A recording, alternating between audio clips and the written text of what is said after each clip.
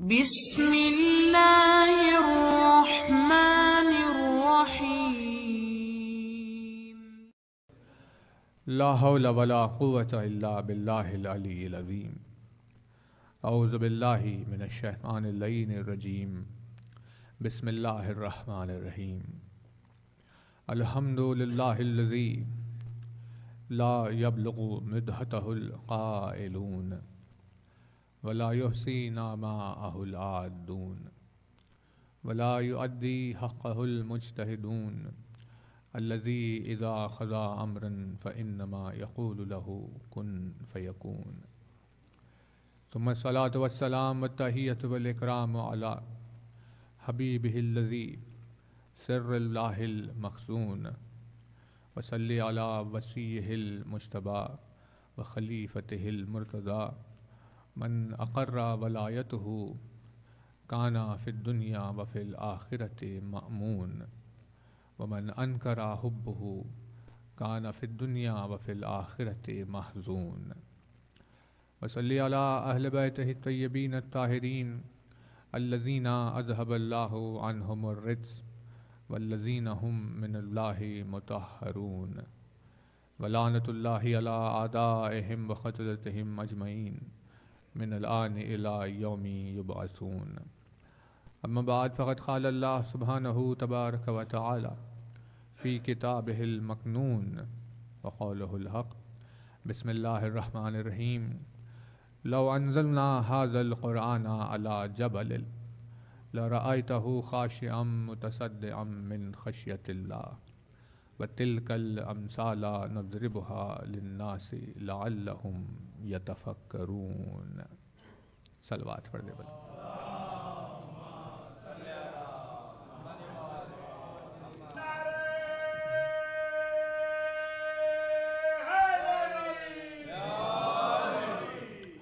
فرمایا صاحب اعظم الدرجات الفاظ نے، فرمایا مالک معجز نما انداز نے، فرمایا مولا کائنات امیر المؤمنین حضرت علی ابن ابی طالب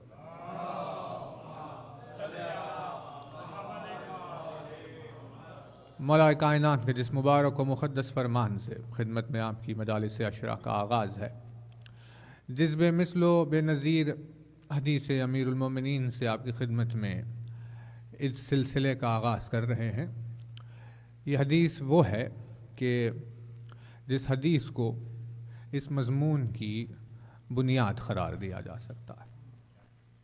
قرآن مجید کی جو آیتیں یا جو حدیثیں رسول اکرم کی اہل بیت اطہار کی آپ کی خدمت میں آہستہ آہستہ آنے والے دنوں میں رکھی جائے گی، ان احادیث، ان زیارات، ان دعاؤں، ان آیات میں ہونے والی گفتگو کی بنیاد مولا کائنات کا یہ جملہ ہے۔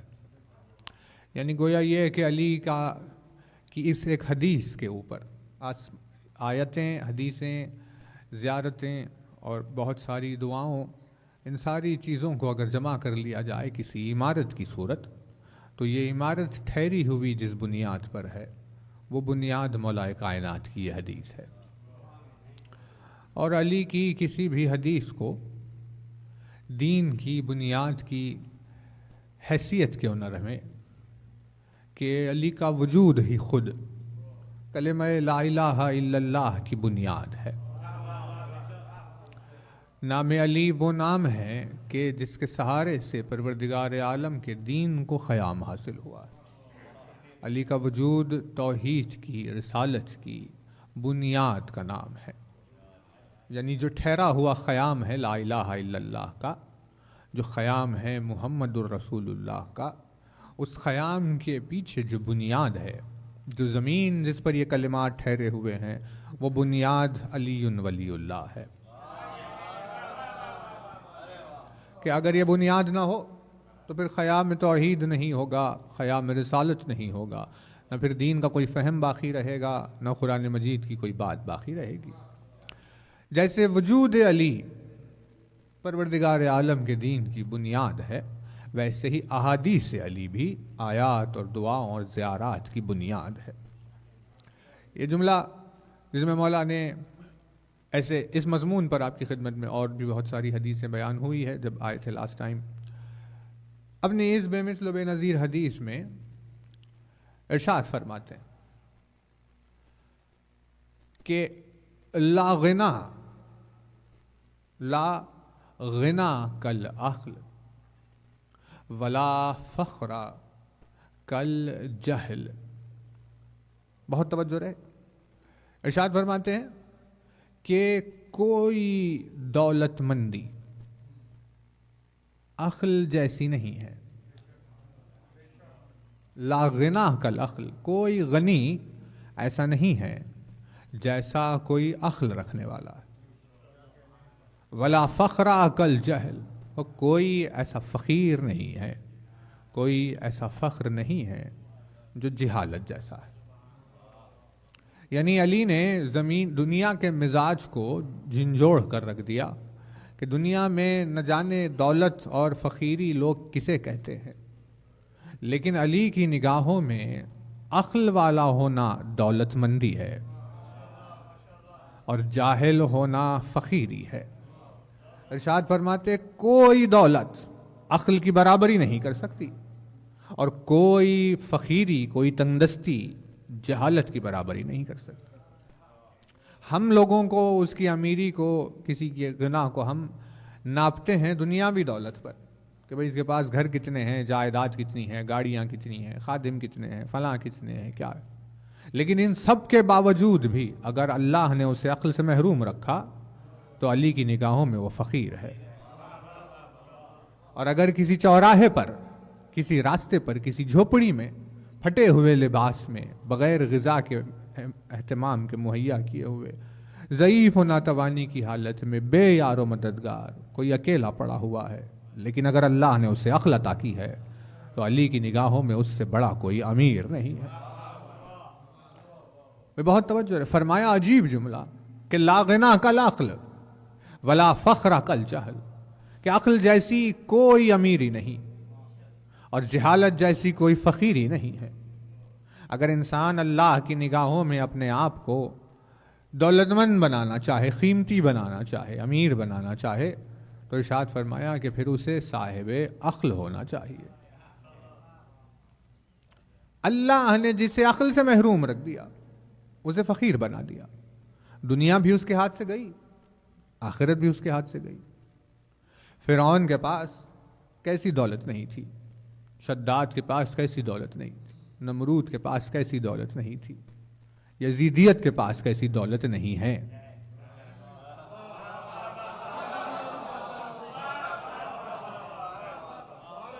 لیکن یہ دنیا بھی کھونے والے ہیں. دنیا تو کسی کو ملنے والی نہیں ہے, تو دنیا تو ہاتھ سے جانے ہی والی ہے, آخرت بھی اس کے پاس سے جانے والی. تو علی نے ارشاد فرمایا جس کے پاس جہالت ہو اسے کوئی دولت فائدہ نہیں پہنچا سکتی, اور جس کے پاس عقل ہو اسے کوئی تنگدستی کبھی پریشان نہیں کر سکتی. کیونکہ عقل والا ہونا اللہ کی نگاہوں میں امیر انسان ہے اور جاہل ہونا اللہ کی نگاہوں میں فقیر ہے. ارشاد فرماتے ہیں کہ عقل کی طرف جستجو کرو, عقل کی طرف کوشش کرو, اسے زندہ رکھو تاکہ تم امیر رہو. جہالت کو عقل پر غالب آنے مت دو, کہیں ایسا نہ ہو کہ دنیا و آخرت میں فقیر ہو کر رہ جاؤ. مضمون کو چھڑا علی نے تو اہتمام بھی کیا. اس نے پوچھا یا علی عقل کو زندہ رکھیں؟ کہاں زندہ رکھو. کہا کیسے؟ کہا اسے کھانا کھلاؤ اس کا. تو لوگوں نے پوچھا اچھا عقل کا کھانا بھی ہوتا ہے؟ تو علی نے کہا جیسے بطن کا کھانا ہوتا ہے ویسے ہی عقل کا کھانا بھی ہوتا ہے. اسے اس کی غذا پہنچاؤ تاکہ وہ زندہ رہے اور تمہارا شرف باقی رہے, تاکہ تمہاری امیری باقی رہے. اس نے پوچھا یا علی عقل کی کیا غذا ہے, میں کیا کھلاؤں؟ فرماتے ہیں عقل کی غذا علم ہے. عقل کی غذا علم ہے. اگر جیسے کھانا روٹی نہیں ملنے سے بدن یا پیٹ مر جاتے ہیں, ویسے ہی علم کے نہیں ملنے سے عقل بھی مر جاتی ہے. لہٰذا علم کے ذریعے سے عقل کو زندہ رکھو, تاکہ عقل زندہ رہے گی تو تمہاری امیری برقرار رہے گی. کیونکہ عقل جیسی کوئی امیری نہیں ہے. عقل کو کھانا کھلاؤ, علم کے ذریعے سے اس کے نوالے بنا کر اسے دیتے رہو تاکہ عقل زندہ رہے اور تمہاری امیری برقرار رہے. تو اب سوال پھر اور پیدا ہوا کہ لیکن یا علی یہ علم ملتا کہاں ہے؟ ہم کہاں سے علم لے کر آئے؟ تو اس کا جواب رسول اکرم نے اپنی سوانح حیات میں دیا کہ انا مدینۃ العلم و علی بابھا.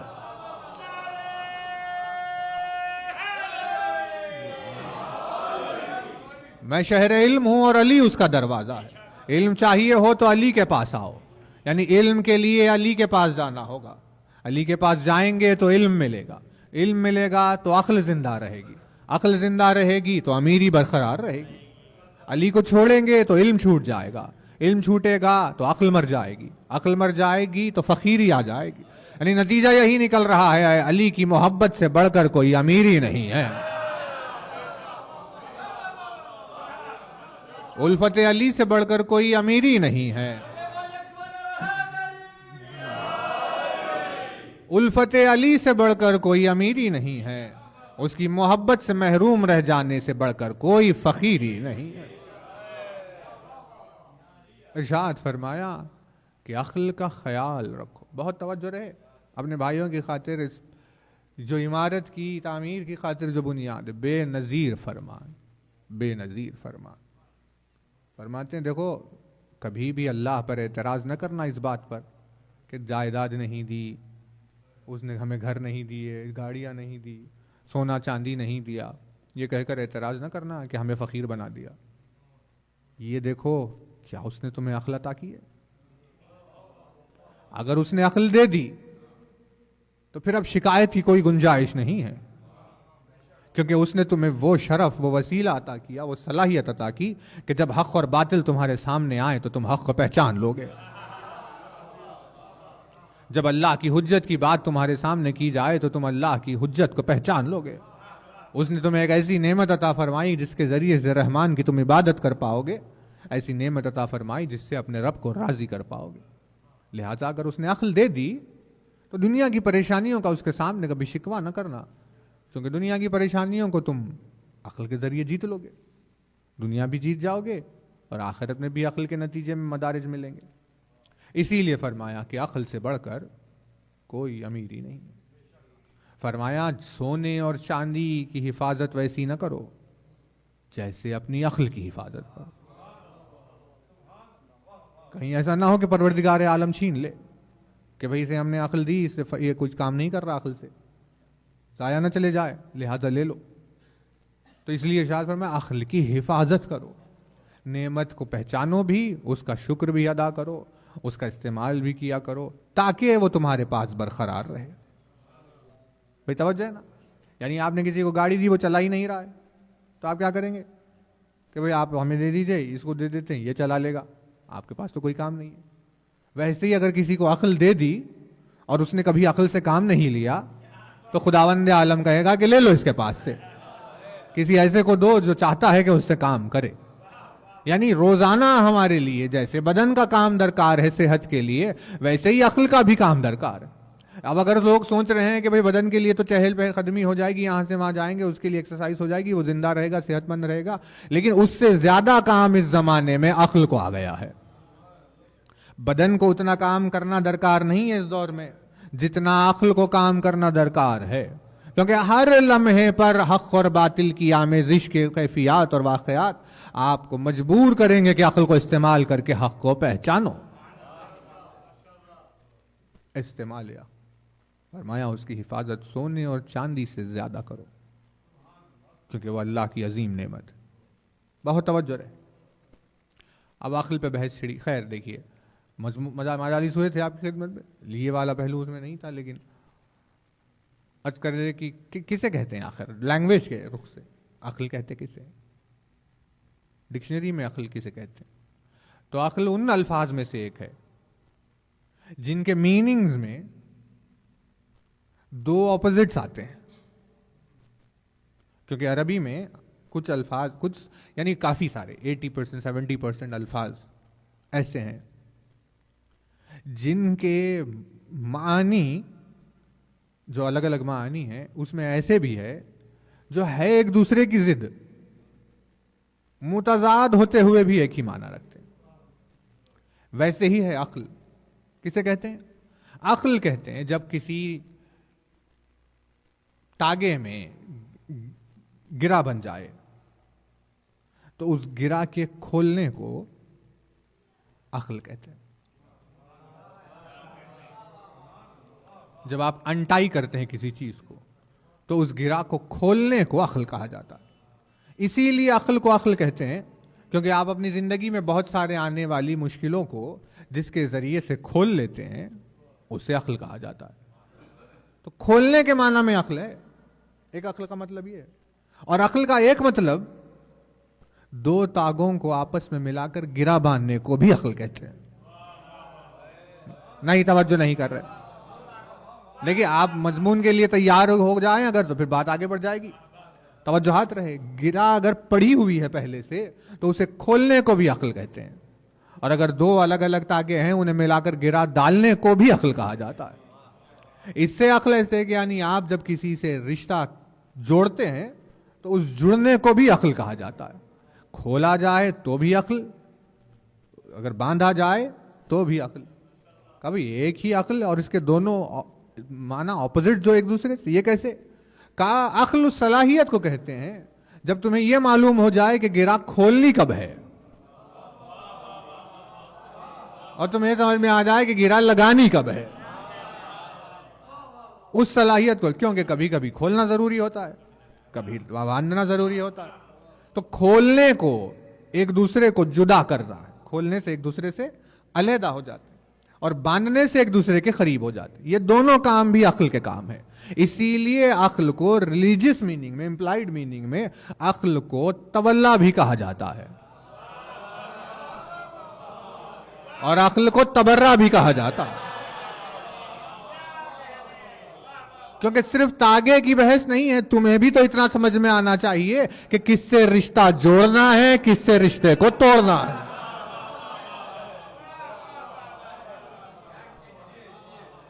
اس صلاحیت کو عقل کہتے ہیں. کوئی بات واضح ہو رہی ہے نا؟ یعنی انسان کو یہی نہیں پتا کہ ہمیں اپنا رشتہ رکھنا کس سے. اس نے ہمارے $100 نہیں دیے, اب بات نہیں کروں گا اس سے قیامت تک. یہ پیمانہ ہے ہمارا رشتے توڑنے کا. اور کسی نے ضرورت کے وقت اب $10 دے دیے, کہا یہ تو بھائی بہت کام کا انسان, اس سے رشتہ بنائے رکھنا. یہ پیمانہ ہے رشتے جوڑنے کا. یہ کیا ہو گیا؟ دنیا میں کس قدر انسان ملوث ہو گیا.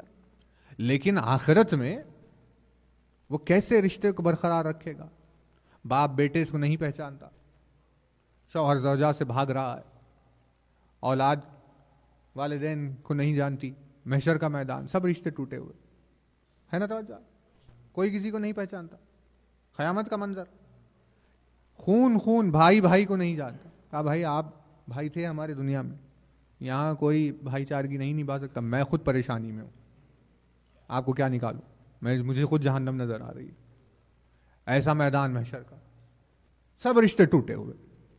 اسی میدان میں کچھ لوگوں کی یہ کیفیت کہ اکیلا انسان خود بھی جنت میں جا رہا ہے اور 40 لوگوں کو ساتھ لے کر جا رہا ہے.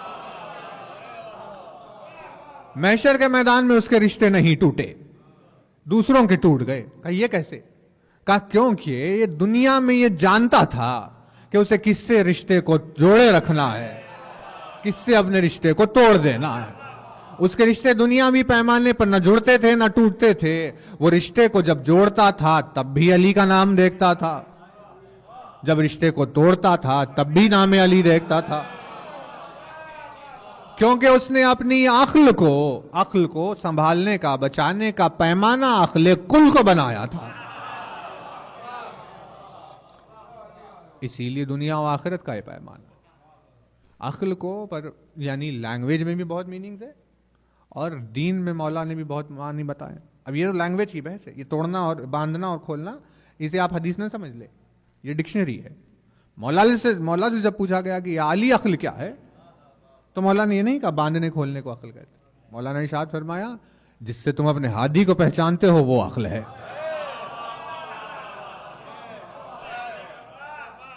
ہادی کو پہچاننے کی صلاحیت کو عقل کہتے ہیں. یعنی کتنی گمشدہ, کتنی قلت ہو گئی ہے عقل کی اس زمانے میں کہ لوگوں کو ہادی ہی سمجھ میں نہیں آ رہا کہ ہے کہاں. اس سے بڑھ کر کوئی امیری نہیں ہے نا. توجہ, اب پروردگار عالم نے، یعنی آیت کی طرف اگر پلٹ جائیں تو خداوند عالم نے گفتگو کی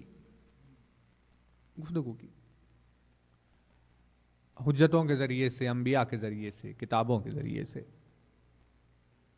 لیکن جب وہ گفتگو کرتا ہے تو اس نے اپنی گفتگو کا ایک پیمانہ بنایا اور کہا دیکھو بھائی ہماری یہ بات عقل والوں کے لیے ہے. توجہ، قرآن اعلان کر رہا ہے کہ بھئی یہ کتاب عقل والوں کے لیے نازل ہوئی، عالمین پر سب کے لیے ہے، لیکن وہ جو بات ہو رہی ہے عقل والوں کے لیے. یعنی خداوند عالم نے بات ہی نہیں کی ان سے جن کے پاس عقل نہیں ہے. بات واضح ہو رہی ہے نا؟ یعنی عقل جس کے پاس نہیں ہے، اللہ نے اس سے بات ہی نہیں کی. مولا سے پوچھا عقل کیا ہے علی؟ فرمایا کہ جس سے تم ہادی کو پہچانو. تو ہادی کو جب پہچان لیا گیا تو عقل والے نے اپنی عقل کی دلیل دی ہادی کو پہچان کر. تو ہادی کی پہچان سے عقل کی دلیل دی تو اللہ نے اس سے بات کی. یعنی جو ہادی کو نہیں پہچانتا، اللہ ان لوگوں سے بات ہی نہیں کرتا. عقل والوں کے لیے بات شروع کی اس نے. اب دیکھیے، اس نے کان سے بات نہیں کی، کسی وجود سے بات نہیں کی، اس نے عقل سے بات کی. گفتگو شروع ہوئی. اس عقل سے بات چیت کرنے والوں کے لیے ایک پیمانہ ہو گیا کہ بھئی جب آپ کسی صاحب عقل سے بات کر رہے ہو تو آپ کو تفصیلی گفتگو سنانے کی ضرورت نہیں پڑتی.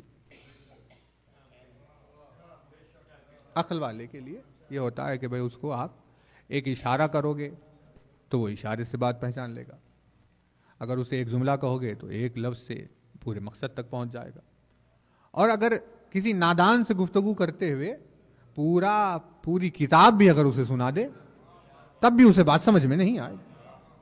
لیکن صاحب عقل سے بات کرتے وقت یہ مشکل نہیں ہوگی، وہ جلدی سمجھ لے گا.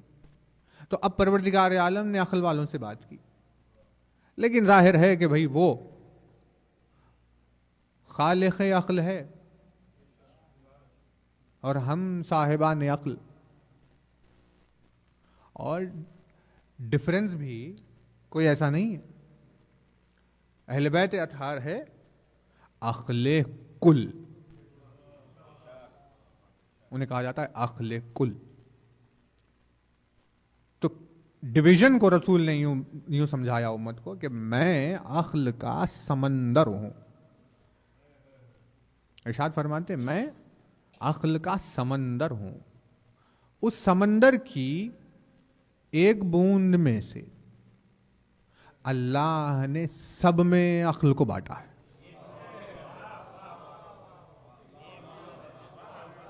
میں عقل کا سمندر ہوں، اس سمندر کی ایک بوند میں سے اللہ نے ساری مخلوق میں عقل بانٹی ہے. سب کو ایک ایک بوند نہیں ملی، ایک ہی بوند میں سے سب کو بانٹ دیا گیا. تو اب کس کے حصے میں کتنی آئی، ایک بوند کا کیا حصہ آیا، یہ کچھ سمجھ میں ہی نہیں آئے گا. لیکن اتنی چھوٹی بھی عقل جسے جیسی جیسی ملی، تو اسی ایک بوند کے کسی حصے میں آپ کو میسم ملے گا،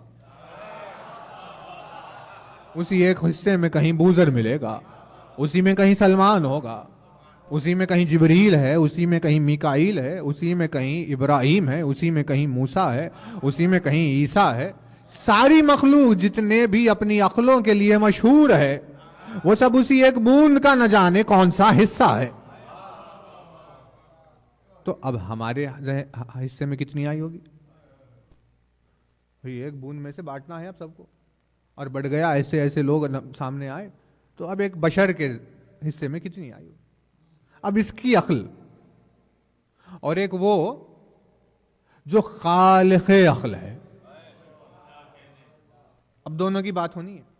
بات واضح ہے نا؟ اس نے بات کی ہم سے، کس سے؟ وہ جو ایک بوند میں سے جو حصہ مل گیا ان لوگوں سے بات کر رہا ہے. وہ بات کرنے والا کون ہے؟ بات کرنے والا خالق عقل ہے. جو عقل رکھتا نہیں، جس نے عقل کو خلق کیا ہے. نہیں، توجہ نہیں.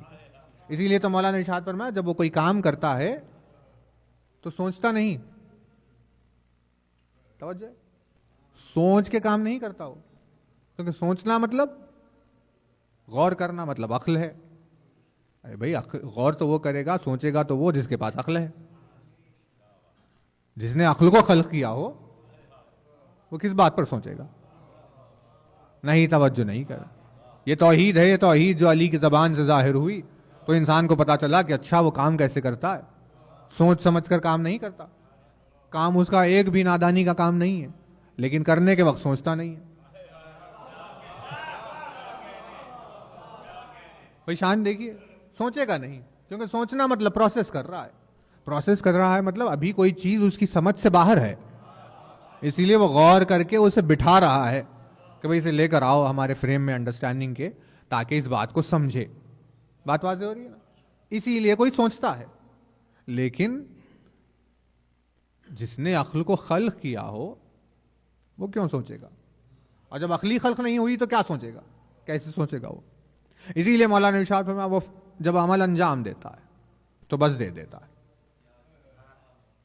یعنی وہ کسی چیز کو بنانے کے بعد یہ دیکھتا نہیں کہ اس میں کہیں کوئی کمی تو نہیں رہ گئی، ادھر ادھر پھیر کر کرا کر کچھ کمی زیادتی تو نہیں ہو گئی، یعنی بعد میں ایڈجسٹمنٹ نہیں کرتا. مولانا ارشاد فرمایا بس بنایا پہلی بار وہی ہے اس کی خلقت. آہستہ آہستہ چینج نہیں کرتا. جیسے ہم کسی چیز کو بنانے کے بعد کہتے ہیں یہاں یہ غلط ہو گیا، یہاں یہ ہو گیا، اسے ٹھیک کرو، پھر ریوائیو کرو، پھر ایسے ایسے ہوتے ہو، پھر وہ ایک ٹیسٹ ہوتا ہے، پھر فلاں ہوتی ہے، پھر بعد میں اپروو ہوتے ہیں ہاں بھائی اب یہ ٹھیک ہے.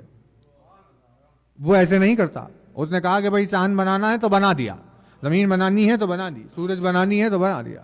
ساری چیزوں کو پروسیس کیے بغیر، سوچے بغیر بنا بھی دیا، اور جب بنایا تو پہلی ہی مرتبہ میں شاہکار بنایا. بھائی توجہ رہے، الفاظ مولانا ارشاد فرمایا وہ خالق ہی کچھ ایسا ہے کہ جب کسی چیز کو خلق کرتا ہے تو سوچتا نہیں، اور جب کسی چیز کو بناتا ہے تو پہلی ہی مرتبہ میں شاہکار بناتا ہے.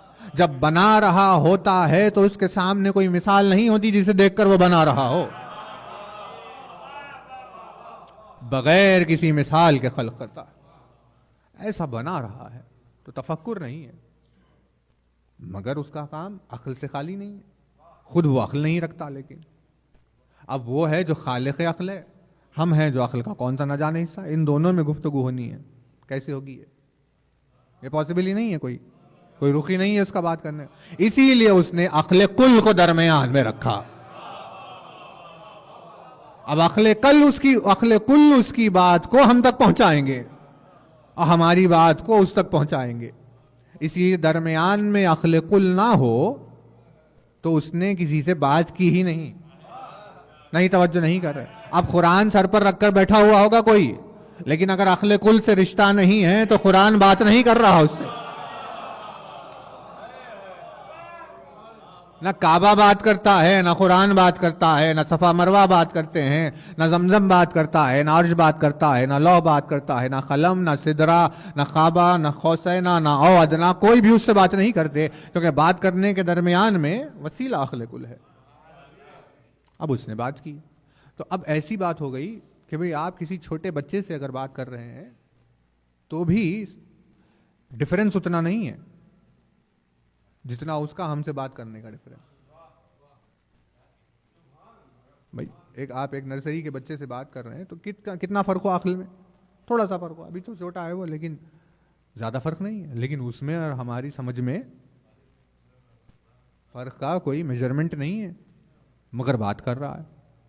تو اس نے کہا دیکھو بھائی ہم بات کر کے بات سمجھائیں گے تمہیں، لیکن کیونکہ اب بشر تم ہو بڑی نادان مخلوق، لہٰذا اس نے کہا کہ ہم بات کرتے کرتے درمیان میں کسی بات کو سمجھانے کے لیے تمہارے سامنے مثال بھی بیان کر دیں گے. نہیں، توجہ نہیں کر. اب ایک چیز آئی بیچ میں، اسے کہتے ہیں مثال. یہ مثال کیا ہے؟ کہا بھئی یہ درمیان گفتگو ایک ایسا راستہ ہے جس کے ذریعے سے ہم تمہاری عقل کو، تمہاری سمجھ کو ہمارے مفہوم کے قریب لے جائیں گے، تاکہ تمہاری ذہنیت وہاں چلے جائے جہاں ہم بات کر رہے ہیں. تو ہماری گفتگو کو اور تمہاری عقل کو قریب لائیں گے. ہمارے مضمون اور تمہاری عقل کے گیپ کو ہم جس وسیلے کے ذریعے سے کم کریں گے اسے کہتے ہیں مثال. بھائی توجہ ہے. یعنی گیپ جو ہے کمیونیکیشن گیپ، ہمارا مفہوم مضمون ہمارا اور انسان کی سمجھ، یہ دونوں دور دور نظر ہے. تو خداوند عالم نے کہا ٹھیک ہے ہم اس گیپ کو کم کریں گے. کیسے پروردگار؟ کہا ہم مثال دیں گے. یہ ہے مثال. توجہ، ایگزامپل کہا جاتا ہے. اس کے پلورل کو کہتے ہیں امثال. مطلب مثال یعنی ایک مثال، امثال مطلب بہت سارے مثالیں. امثال ان مجالس میں، آج کی اس مجلس سے لے کر روز 40 تک مضمون ہے امثال. اس اشرے کا ٹاپک ہے امثال، مثالیں. کون سی مثالیں؟ جو آپ مثالیں دیتے ہیں، جو ہم مثالیں دیتے ہیں، جو دنیا میں، یہ مثالیں نہیں، بلکہ قرآن مجید میں اللہ نے مخلوق کو سمجھانے کے لیے جو مثالیں بیان کی کہ بھئی ہم بات تم ایک سے کر رہے ہیں اور ساتھ ہی مثال بھی دیتے ہیں تاکہ تم کچھ سمجھ لو. اس ٹاپک پر انشاءاللہ اس 10 دنوں میں مجلسیں آپ کی خدمت میں ہوں گی کہ اللہ نے آخر کیا مثالیں بیان کی.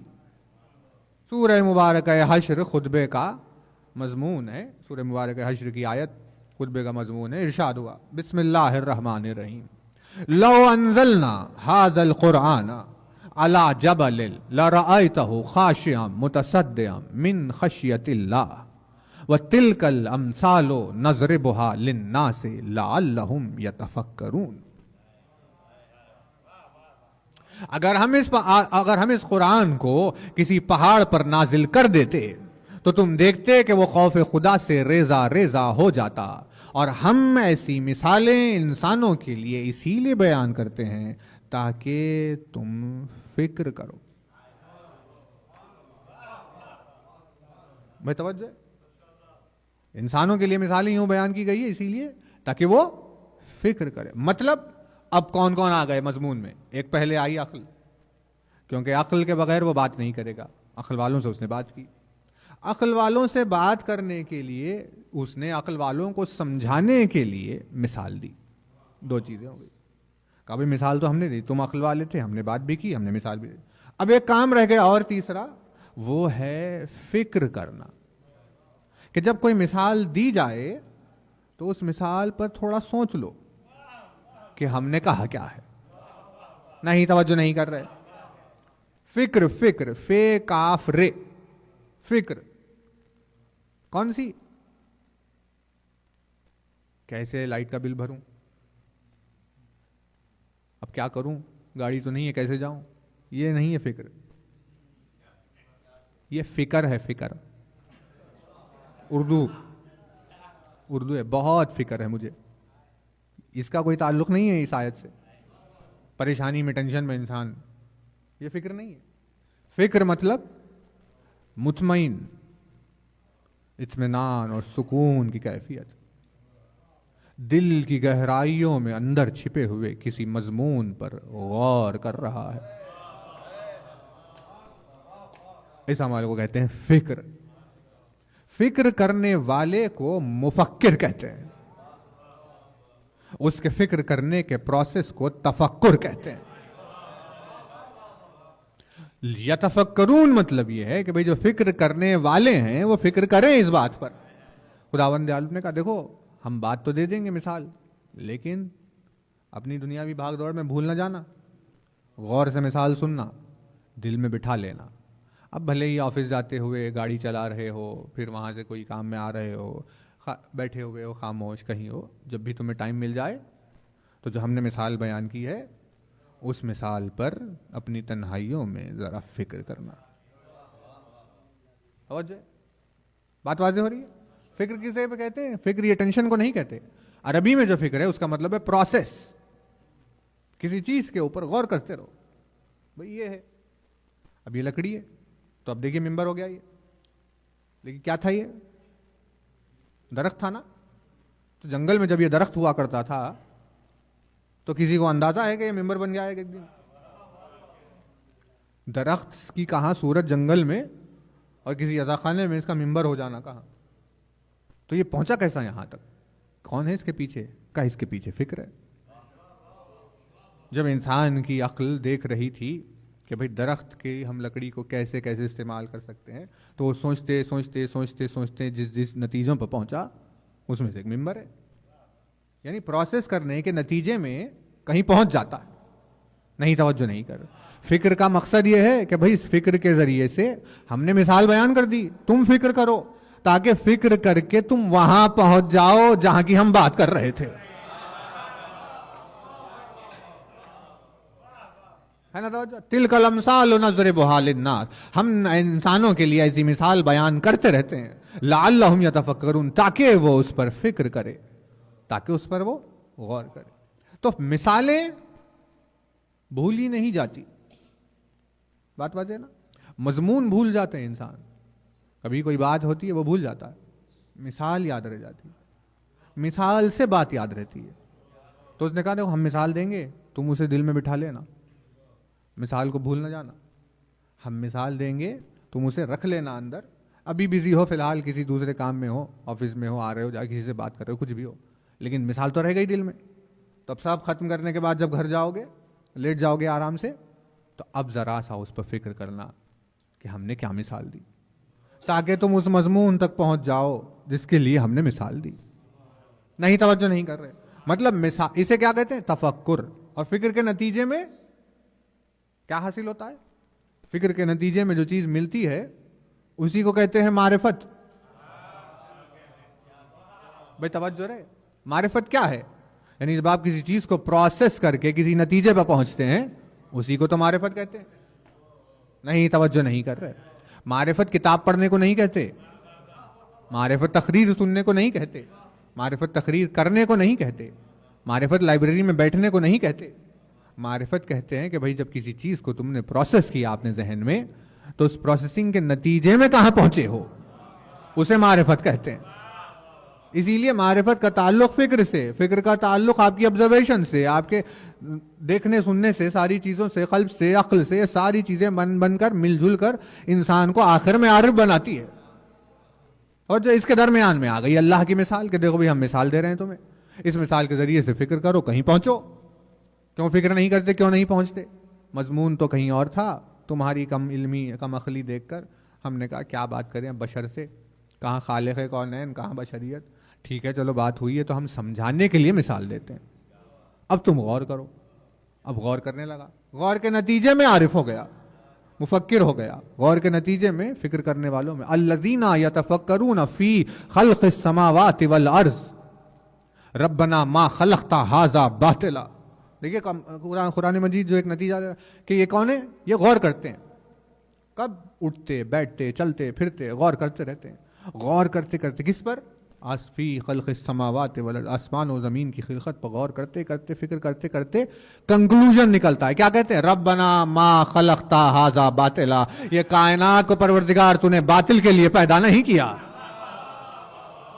نہیں توجہ نہیں کر رہے. یعنی فکر کے نتیجے میں یہ جواب آیا، یہ کنکلوژن آیا کہ آسمان و زمین کا ایک تنکا بھی باطل کے لیے نہیں ہے. آسمان و زمین میں جو اللہ نے بنایا وہ سب حق کے لیے بنایا ہے، چاہے کہکشاں ہو، چاہے ایک چھوٹا سا ذرہ کیوں نہ ہو. تو اب جب اس فکر کے نتیجے میں آیت یہاں تک لے کر آئی تو حدیث رسول نے اس فکر کو اور آگے بڑھایا اور ارشاد فرمایا دیکھو علی حق ہے، علی حق کے ساتھ، حق علی کے ساتھ، حق اپنا رخ وہاں موڑتا ہے جہاں علی کو دیکھ لیتا ہے. وجود علی حق کا سراپا ہے. آسمان و زمین میں ساری چیزیں، چاہے کہکشاں ہو چاہے ایک تن کا، ان سب کو علی کے سوا اللہ نے کسی کے لیے نہیں بنایا.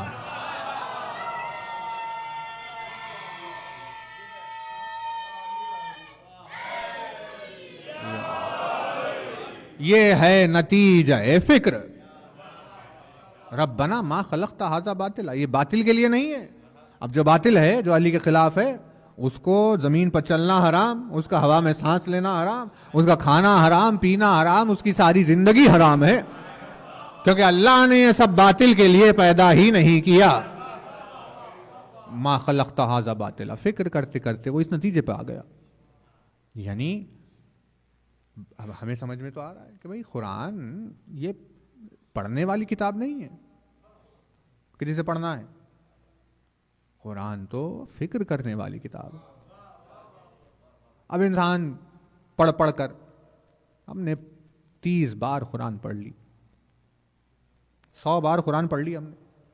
ختم قرآن ہوا ہے گھر میں شان سے, سب کو بلایا گیا تھا کہ بھئی اب انہوں نے قرآن کمپلیٹ کی ہے. زندگی میں 500 بار ختم قرآن ہو گیا. اچھا بہت پڑھا ہے میں, لیکن اب آپ یہ بتائیے کہ کبھی کسی آیت پر بیٹھ کر فکر بھی کی ہے کہ نہیں کی؟ قرآن پڑھتے پڑھتے پڑھتے ابرار کا نتیجہ جو قرآن دے رہا ہے کہ بھئی ما خلقت ھذا باطلا, یہ باطل کے لیے نہیں ہے کچھ بھی, یہ پڑھ کر باطل کے ساتھ ہے. تو قرآن پڑھا نہیں جائے گا. یعنی دین کا مزاج ہمیں سمجھ میں آ رہا ہے کہ خداوند عالم کے دین کا مزاج ہے کیا؟ پڑھنا سننا دیکھنا نہیں ہے. دین الہی کا مزاج ہے فکر کرنا, تدبر کرنا. ہم نے مثال بیان کی تاکہ تم فکر کرو, مثال پر غور کر کے وہاں پہنچ جاؤ جہاں ہم تمہیں لانا چاہتے ہیں. اس سے فائدہ کیا ہوا؟ بہت توجہ رہے کہ پروردگار تو ہی بتا دے کہاں جانا ہے ہمیں, ہم سیدھے آ جائیں گے وہیں. یہ مثالیں بیچ میں کہاں سے آ گئی؟ نہیں, توجہ نہیں کر.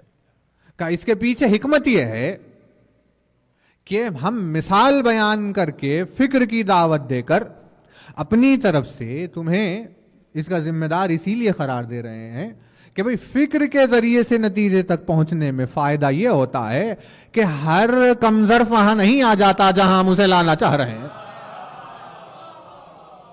نہیں, توجہ نہیں کر رہے بھئی. یعنی اگر اس رضاخانے کی بات کی جائے تو آپ نے کہہ دیا کہ بھئی باب الحوائج آ جاؤ تو سب آ جائیں گے. عقل مند بھی آ گیا, بیوقوف بھی آ گیا, نادان بھی آ گیا, فلاں. اب آپ نے کہا بیوقوف نہیں ہے, نہیں چاہیے, صرف سمجھدار آئے. تو آپ نے کیا کہا؟ آپ نے باب الحوائج نہیں کہا سیدھے, آپ نے ایک مثال دے دی. وہ لاسٹ ایئر جو عشرہ تھا وہیں پر آ جاؤ. تو اب اس مثال کے نتیجے میں غور کرتے ہوئے جو نہیں آنے تھے, جو فلٹر ہونے کا معاملہ تھا وہ ہو گیا. اب وہ آیا ہی نہیں جسے بات سمجھ میں ہی نہیں آئی. تو خداوند عالم نے بھی ایسا مضمون چھیڑا ہے قرآن مجید میں جہاں تک وہ یہ پسند نہیں کرتا کہ سب آ جائیں. اسی لیے اس نے فلٹر کر دیا مثال کے ذریعے سے کہ بھئی جو مثال پر فکر کرے گا اسی کو یہ شرف ملے گا کہ وہاں آئے جہاں ہم لانا چاہتے ہیں, ورنہ اس کے علاوہ کوئی ہمارے مضمون کا اہل نہیں ہے. اس نے سمجھانے کے لیے مثال بیان کی. لعلہم یتفکرون. اب دیکھیے مثال تو بیان کی, اب فکر کرنا کام ہے. اب جو ہے نا اس نے مثالیں بیان کر دی, ہماری ڈیوٹی ہو گئی کہ فکر کرے. اب فکر کے نتیجے میں عارف بننا ہمارا ذمہ ہے. یعنی اس نے تو دروازہ کھول دیا نا معرفت کا, اب آنے والے کی ذمہ داری ہے اپنی کہ خدا آ رہا ہے یا نہیں آ رہا ہے. تو اس نے کہا مثالیں تو ہے, اب تم فکر کرو, اب فکر کر کے ہمیں بتاؤ کہ کیا سمجھ میں آیا. بھائی مزاج دیکھیے, یعنی وہ ایسے بات کر رہا ہے ہم سے جیسے کوئی شفیق باپ اپنے بچے سے بات کرتا ہے. ٹرین کر رہا ہے وہ ٹرین, سمجھو خود سمجھو. نہیں, توجہ نہیں کر. ہماری وجہ سے بات نہ تسلیم کر لو, تم بھی تو اپنا کچھ دکھاؤ. جیسے باپ اپنے بیٹے سے کہتا ہے کہ بھئی تم کب سیکھو گے جینا, کب تک میرے سہارے رہو گے, میں آج ہوں اب کل نہیں رہوں گا. تمہیں سیکھنا چاہیے, سمجھنا ہے, تمہیں زندگی جینی ہے پوری. جو بیٹے اپنی اولاد سے کہتا ہے وہ تو کیا چاہ رہا ہے, کہ فکر کرنا سیکھو, غور کرنا سیکھو, بات کو سمجھنا سیکھو, دور تک جانا سیکھو, تاکہ تم, بہت توجہ رہے, تاکہ تم خود اپنے انعام کے مستحق رہو. نہیں, توجہ نہیں کر رہے بھائی. ہم تمہیں کھانا کھلا دیں گے, محبت میں کھلائیں گے, جتائیں گے نہیں, احسان نہیں جتائیں گے. اولاد ہے, ظاہر سی بات ہے, ہم جان قربان کریں گے, لیکن ہمیں زیادہ خوشی اس وقت ہوگی جب وہ نوالا تمہارا اپنا کمایا ہوا ہو. نہیں, توجہ نہیں کر رہے. اسی لیے پروردگار عالم نے کہا میں فضائل علی تو بیان کروں گا لیکن مثالوں کے ذریعے سے, تاکہ تم فکر کر کے جب اس منزل پر پہنچو تو تمہیں بھی کامیابی کا احساس ہو کہ آج میں عارف تفکر کے نتیجے میں ہوا ہوں.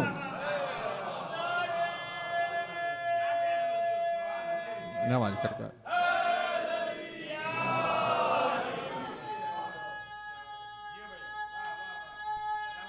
سرکار نواز.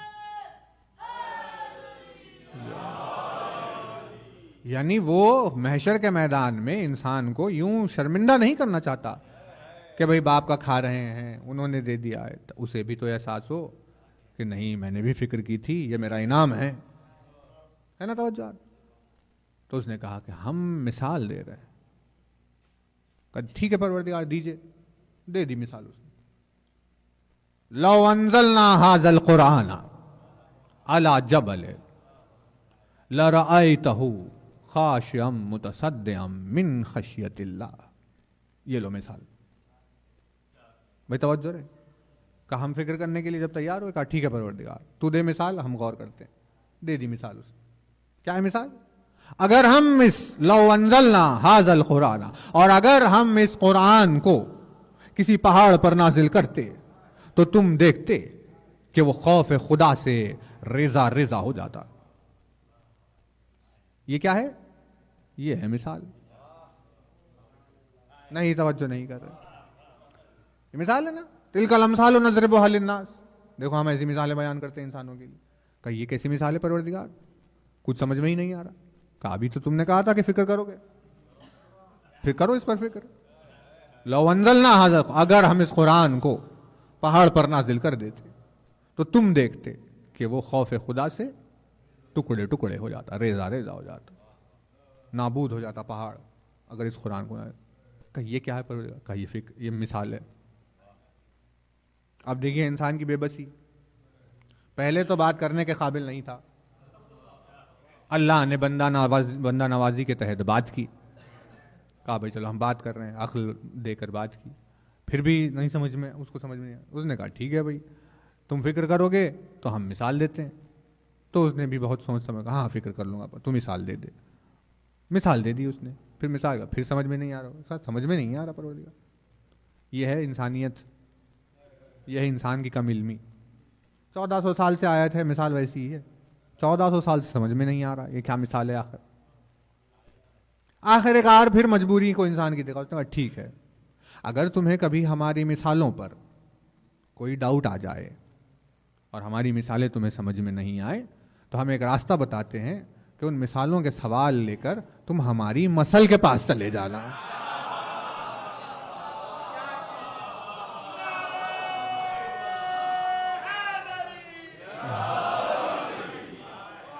تو وہ کچھ اور ہماری مثال کو تمہیں ایلابریٹ کریں گے تاکہ وہ مثال تمہاری کچھ سمجھ میں آ جائے. تو اب مسل کے پاس پہنچے ھذا القرآن کو لے کر. کہا کہ بھائی اگر اس قرآن کو پہاڑ پر نازل کیا جاتا تو وہ خوف خدا سے ریزہ ریزہ ہو جاتا. یہ ہے مثال. کہا یہ کیسی مثال؟ اب مولا سے سوال ہوا کہ بھائی مثال کیا؟ تو مولا نے جواب دیا کہ ہاں اس مثال میں پہلو ہے بہت سارے. تم کیا سمجھ رہے ہو کہ قرآن کے نزول کو کوئی برداشت کر سکتا تھا؟ پہاڑ پر نازل کر دیتے, ایوریسٹ پر اگر نازل کر دیتے اس کو, یا وہ ہے نا مارس پر ہے کوئی سولار سسٹم کا سب سے بڑا پہاڑ, اولمپس وغیرہ کیا نام ہے اس کا, پوری دنیا ایوریسٹ سے بھی 3-4 گنا 5 گنا بڑا پہاڑ. پھر نہ جانے اور کونین میں کیسے کیسے پہاڑ ہے. کہا کوئی بھی اتنے بڑے پہاڑ پہ اگر نازل ہو جاتا ہو تو وہ برداشت نہیں کر سکتا. تم سمجھ رہے ہو یہ کتاب کہیں پر بھی آ جائے گی؟ تو وضاحت کی. کہا پھر کہ قرآن مجید کو اللہ نے پہاڑوں پر, زمینوں پر, آسمانوں پر, سمندروں پر, ستاروں پر, کہکشاؤں پر, ان چیزوں پر نازل نہیں کیا. کسی میں تاب نہیں تھی اسے اٹھانے کی.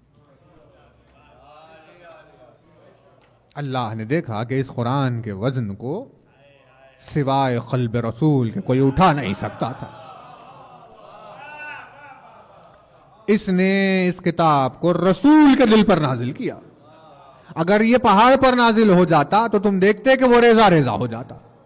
تو ہمیں سمجھ میں آیا کہ اچھا رسول خدا کے قلب کی قوت و طاقت آسمان و زمین کی قوت و طاقت سے زیادہ ہے. نہیں توجہ نہیں کر رہے.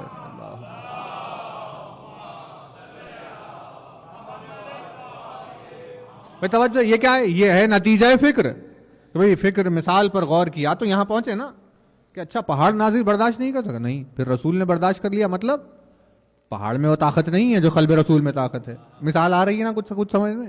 لیکن اب سوال یہ اٹھا کہ اچھا اتنا طاقتور قلب، یہ قلب میں رسول کے اتنی طاقت آخر آئی کیسے؟ اب فکر چل رہی ہے ایک مثال کے اوپر کہ بھئی تو نے مثال دے دی، اب فکر چل رہی ہے اتنی طاقت آئی کیسے؟ دلوں کو قوت دیتا کون ہے؟ نہیں توجہ نہیں کر رہے. بھئی بدن کو قوت کون دیتا ہے؟ روٹی دیتی ہے. عقل کو قوت کون دیتی ہے؟ عقل کو علم دیتا ہے. فکر عقل کو قوت دیتی ہے. فکر کیا ہے؟ ایکسرسائز ہے. فکر مطلب ایکسرسائز، جیسے واکنگ ہے یہاں سے وہاں، باڈی کی ایکسرسائز. فکر مطلب بیٹھ کے سوچنا، عقل کی ایکسرسائز ہے. توجہ، باڈی کے لیے تو جم بنے ہوئے ہیں کہ وہاں جائیے تھوڑی سی ایکسرسائز کر لیجیے. عقل کہاں ایکسرسائز کرے؟ یہاں آ گئے فرش اعضاء پر. عقل کی ایکسرسائز ہوتی ہے یہاں پر. آتے ہیں کم عقل والے، لیکن اگر دل لگا لیا تو عقل والے ہو کر چلے جاتے ہیں. بھائی یہ فرش اعضاء کے معجزات ہیں. تو فکر کا مطلب ہے ایکسرسائز، عقل کی ایکسرسائز. تو ایکسرسائز سے طاقت آتی ہے، جیسے بدن میں ایکسرسائز سے بدن میں طاقت آ گئی، ویسے اگر تو دل کو قوت کہاں سے آتی ہے؟ پھر بدن کو روٹی سے آئی، عقل کو فکر سے آئی، دل کو قوت کہاں سے آتی ہے؟ ارشاد فرمایا کہ دل کو قوت محبت سے آتی ہے. جتنا محبت کرنے کی دل میں صلاحیت ہو اتنا طاقتور وہ دل ہوتا ہے. اب رسول اکرم کے دل کی قوت کا عالم یہ ہے کہ نزول قرآن کو برداشت کر لیا تو پتا چلا کہ کسی کی محبت نے قلب رسول کو اتنی طاقت عطا کی ہے.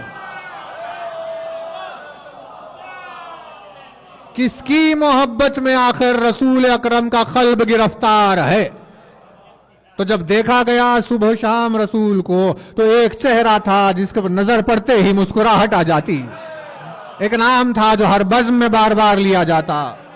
ایک وجود تھا ہر مشکل میں جسے یاد کر لیا جاتا. کا ہونا ہو اس کے علاوہ رسول کو کسی سے محبت نہیں ہے.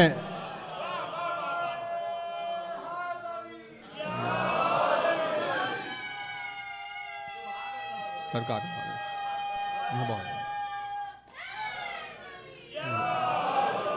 اس علی کی محبت نے قلب رسول میں اتنی قوت عطا کی کہ قرآن کو نازل کر لیا. بھئی اب ہمارے دل کی، آپ کے دل کی بات کر. اب کیا لو انزلنا ھذا القرآن، اگر اس قرآن کو پہاڑ پر نازل کر دیتے. قرآن آیتیں الحمدللہ. آپ اب بھی دیکھیے، کیا لگتا ہے کہ کسی کے سینے پر نازل ہو گئی ہے؟ کوئی اٹھا سکتا ہے؟ یعنی کسی انسان سے آپ دیکھیے الحم کا سورہ پڑھ کے سناؤ، کوئی بھی سورہ، سورہ کوثر سنا دو تو یاد ہے، اترا نہیں ہے. مگر حافظ تو ہے قرآن کے، مگر قرآن اترا نہیں ہے. کیونکہ قرآن بھی دل دیکھتا ہے، وہ اتروں یا نہ اتروں. یہاں اس نے بنایا نا پیمانہ، قلب رسول پر نازل کر رہا ہے. تو قرآن نے دیکھ لیا کہ اچھا میرے نزول کا یہ پیمانہ ہے قلب رسول پر. کہا کیوں پروردگار؟ کہا یہ دیکھو علی کی محبت سے بھرا ہوا. تو علی کی محبت جہاں بھری ہوئی ہے ہم وہیں پر تجھے بھی نازل کر رہے ہیں. تو قرآن کو سمجھ میں آ گیا کہ اچھا میرے اترنے کا پیمانہ یہ ہے. اب اس کی ایک آیت یا ایک بھی لفظ کوئی بھی جب کسی کے دل پر نازل ہونے کے لیے آتا ہے تو پہلے ٹٹولتا ہے کہ کیا اس دل میں وہ محبت ہے یا نہیں ہے. اگر نہیں ہے تو قرآن نازل نہیں ہوتا، چاہے ساری زندگی اسے یاد کرتے رہے. حافظ تو ہو سکتے ہیں لیکن قرآن نہیں اترتا کیونکہ اسے وہ چیز نظر نہیں آئی. اب ہمیں قلب مومن سمجھ میں آنے لگا. قلب رسول تو قلب رسول، لیکن قلب مومن کا عالم بھی یہ ہے کہ کتنی قوت اللہ نے مومن کے دل کو عطا کر دی کہ قرآن نازل ہو رہا ہے جہاں علی کی محبت نظر آئے. لیکن علی کی محبت کا پیمانہ جو قرآن نے بنایا یہ تو قرآن صامت ہے. اگر یہ نازل ہو جاتا پہاڑ پر تو وہ ریزہ ریزہ ہو جاتے. تو قرآن ناطق کو اپنے دل میں اتارنے کے لیے کتنی قوت چاہیے. جب کسی مومن کے سینے میں الفت علی اتر جاتی ہے تو اس کا مطلب یہ ہے کہ اس جیسی دل کی قوت کہیں نہیں پائی جاتی. اسی نتیجے میں اللہ اسے سب سے امیر دل کہتا ہے. بے توجہات. یہ سب کیا تھا؟ یہ ہے نتیجہ فکر. مثال ادھر تھی، یہ فکر تھی، یہ نتیجہ تھا، ہے نا. مثال پہاڑ پر نازل کریں گے، رضا رضا ہو جائے گا. اب ہم نے فکر کیا، پھر قلب رسول پر، کہا بھائی قوت ایسی، کہا کیسے، کہا نام علی. یہ دیکھیے نتیجہ فکر. یعنی اللہ نے علی کی محبت کا قلب پر اثر دکھانا چاہا، یہ تھا اس کا مضمون. کہ محبت علی سے دلوں کو کیسے صلاحیت عطا ہوتی ہے، یہ تھا مضمون. اس مضمون کو سمجھانے کے لیے اس نے ایک مثال دے دی تاکہ ہر کوئی نہ جائے صرف فکر کرنے والے پہنچے. تو پتا چلا پورا قرآن اللہ نے مثال کے طور پر ایک مضمون کے لیے بیان کیا.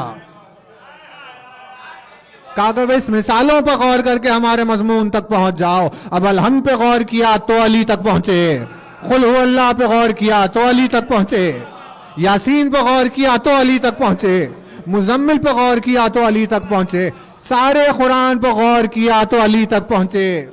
اللہ کا مضمون علی ہے جسے سمجھانے کے لیے وہ مثالیں بیان کر رہا.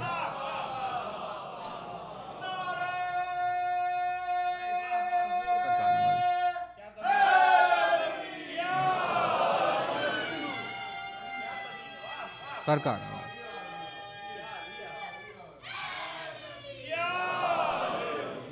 مضمون توحید، علی مضمون توحید ہے، اسے سمجھانے کے لیے وہ مثالیں بیان کر رہا.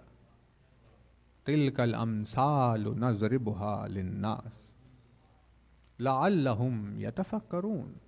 ہم نے مثال بیان کی ہے انسانوں کے لیے تاکہ وہ فکر کریں. ہم نے کہا کہ اچھا یہ مضمون آپ، اب اسی مضمون پر امثال پر 10 دن مجلسیں ہوں گی، کیونکہ ہم نے دیکھا اس بد نصیب کو جسے لفظ مثل اور مثل سمجھ میں ہی نہیں آیا. بہت ریسرچ ہوگی حسین کے اس جملے تک پہنچنے کے لیے. میری مثل کبھی تیری مثل کی بیعت نہیں کرتی. کیا ہے اس جملے کا مطلب؟ اب ہم نے غور کرنا شروع کیا تو پروردگار عالم نے کہا رکو، کہاں آ رہے ہو کلام حسین تک؟ ابھی تو تمہیں محنت کرنی پڑے گی. جاؤ پہلے ہماری مثالیں سن لو تھوڑی سی، تاکہ تمہیں مثال سمجھ میں آئے، تاکہ مثل سمجھ میں آئے، پھر تاکہ مثل سمجھ میں آئے، تو پھر آنا یہاں پلٹ کر کے حسین نے کیا کہہ دیا. اس وجہ سے خدمت میں آپ کی مضمون ہے امثال. اتنے دنوں میں ان مثالوں پر گفتگو ہوگی جو قرآن مجید میں اللہ نے لوگوں کو سمجھانے کے لیے دی ہے. امثال بہت ہی خوبصورت اور لطیف ترین نظام بنایا ہے اس نے.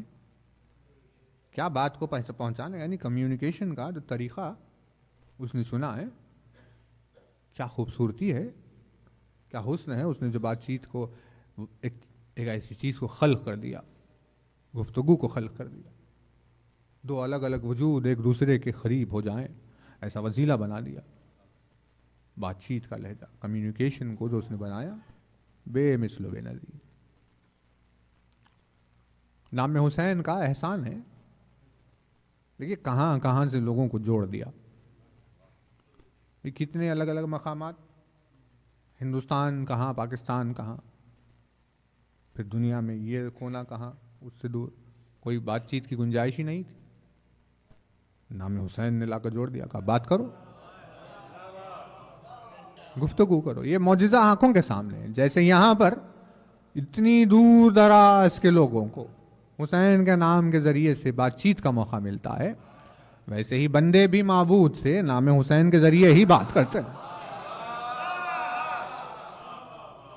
نام نہ ہو حسین کا درمیان میں تو رشتہ ختم ہو جائے گا. نہ وہ انہیں جانتا ہے، نہ یہ انہیں جانتے ہیں. ایسا فرش ہمیں عطا فرمایا.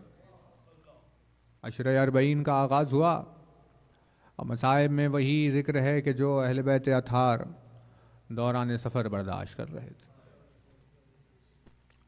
آج بھی دن میں بھی جو مجلس ہوئی تھی خدمت میں آپ کی، اس میں تھوڑی سی اس مصیبت کا ذکر کیا تھا، لیکن دل نہیں بھرا تو پھر سے بیان کر رہے ہیں. ہمیں یاد ہے کہ جب پہلی بار پڑھ رہے تھے، کتاب میں آئی تھی یہ روایت سامنے، تو بس یہیں تک جہاں تک آپ کو سنائیں گے وہاں تک پڑھ کے پھر ہم نے رکھ دیا. ہم نے کہا نہیں، اب پڑھی بھی نہیں جائے گی.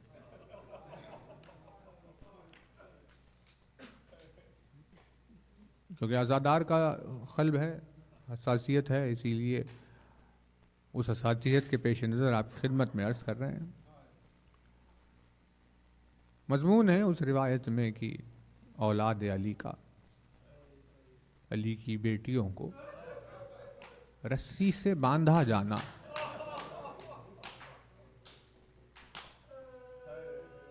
کیا کوئی اس کا تصور کر سکتا ہے؟ یعنی کوئی اب جب باپ اللہ نے بنایا ہے تو اگر ہم اپنے اوپر سوچ کر دیکھیں کہ اگر کوئی آپ کی بیٹی کو باندھ دے تو آپ کے دل میں برداشت کی کتنی حد ہوگی؟ کیا اس بات کو کوئی برداشت کر سکتا ہے کہ میری بیٹی کو کوئی باندھ دے رسیوں سے؟ اب اس قلب کے کتنے ٹکڑے ہو گئے ہوں گے. صاحب ذوالفقار ہوتے ہوئے علی، اور بازاروں اور درباروں سے زینب کا گزر ہو رہا ہے رسیوں میں باندھ کر. مشکل کشائی جس کی مشہور ہے، قاتل کے ہاتھ تک جس نے کھلوا دیے، اس کی اولاد کو رسیوں سے باندھا جا رہا ہے. اب اس رسی سے باندھے جانے کی تھی وہ روایت آپ کی خدمت میں نظر کر رہے ہیں کہ ظالموں نے ایک رسن، صرف ایک ہی، الگ الگ رسیاں نہیں تھی، ایک رسن سے کسی کو باندھا، اسی سرے کو آگے لے کے گئے، پھر اسے ایک اور کو باندھا، پھر اسی سرے کو آگے لے گئے، پھر اس طرح الگ الگ نہیں، ایک رسن میں سب کو باندھا گیا تھا. تو اس میں ہاتھوں کے باندھے جانے کو جو لکھا گیا کہ دنیا میں جب کسی کے ہاتھ باندھے جاتے ہیں تو یوں سامنے سے دونوں ہاتھوں کو باندھا جاتا ہے. ہندوستان میں تو ہم نے دیکھا ہے، پاکستان میں بھی ایسا ہی ہوتا ہوگا. اس سرزمین میں ہوتا ہے کہ کسی کے دونوں ہاتھ نہیں باندھے جاتے، کسی مجرم کے دونوں ہاتھ نہیں باندھے جاتے. ایک ہاتھ اس کا ہتھکڑی میں باندھ دیا جاتا ہے اور دوسرا سرا وہ حکومت کی طرف وہ شخص پکڑا ہوا ہوتا ہے، دوسرا ہاتھ خالی کھلا ہوا ہوتا ہے. کہا کیوں؟ قانون ایسے کیوں ہے؟ کہا کہ بھئی دیکھو، مجرم ہے مگر انسان ہے. دونوں ہاتھ اس کے باندھ دو گے تو اس پر کتنی مشکل ہو جائے گی. جرم کرنے کے بعد بھی ایک ہاتھ کھلا ہوا ہے. جرم سنگین ہو جائے، بہت زیادہ آگے بڑھ جائے، بہت خطرناک کوئی مجرم ہو، تو کبھی کبھی سامنے سے دونوں ہاتھ باندھ دیے جاتے ہیں. لیکن اب دنیا میں الگ الگ ملکوں میں اگر یہاں کی آپ بات کی جائے تو کوئی بھی حکومت کتنا ہی پورا شوب ماحول کیوں نہ ہو جائے، ہاتھوں کے باندھنے کی آخری حد یہ ہے کہ کسی کے دونوں ہاتھوں کو پیٹھ کے پیچھے رکھ کر باندھ دیا جاتا. اس سے زیادہ اور کسی کے ہاتھ نہیں باندھے جاتے، چاہے کوئی ملک ہو، چاہے کیسا ہی مجرم کیوں نہ ہو. لیکن یہ مصیبت علی کی بیٹیوں کے حق میں آئی تھی کہ ان کے ہاتھوں کو پسے گردن باندھ دیا گیا. اس سے اثر وجود پر یہ ہوتا ہے کہ اگر بیٹھا ہوا کوئی ہو اٹھنے کی کوشش کرے تو پہلے گرتا ہے، اور ٹھہرے ہوئے کوئی بیٹھنے کی کوشش کرے تو گر جاتا ہے. نہ جانے کربلا سے کوفہ، کوفے سے شام کے سفر میں زینب کتنی مرتبہ گر گئی، اور ایسے ہاتھ رسیوں سے بندھے ہوئے بے کجاوا اونٹ صحرا میں دوڑ رہے ہیں. جب اونٹ کی بلندی سے زمین پر گرتی تو اپنے بھائی کو آواز دیتی کہ عباس، یہ غریب بہن مصیبت میں تیرے ساتھ شریک ہے. تو گھوڑے سے زمین پر اپنے چہرے کے بل آیا تھا، میں اونٹ کی بلندی سے زمین پر اپنے چہرے کے بل آ رہی. ایسے پسے گردن ہاتھ باندھ کر جو رسی کا سلسلہ چلا، ایک کے بعد ایک بی بی کو باندھتے باندھتے باندھتے درمیان میں ایک ایسی معصومہ آ گئی جس کی کمسنی کی وجہ سے اس کا خد اتنا نہیں تھا کہ اس کے بازو پر رسن باندھے جائے۔ ارے ظالموں نے کمسنی کو دیکھ کر چھوڑا نہیں، بلکہ سکینہ کے گلے میں رسن باندھ دی گئی۔ گلے میں رسن بندھی ہوئی حسین کے نازوں سے پلی ہوئی بیٹی، کربلا سے کوفہ، کوفے سے شام کا سفر سکینہ نے گلے میں رسن طے کر کے کیا۔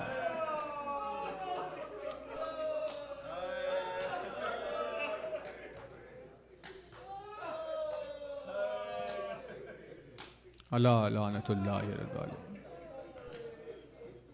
وسيعلم الذين ظلموا أي منقلب ماتم حسین۔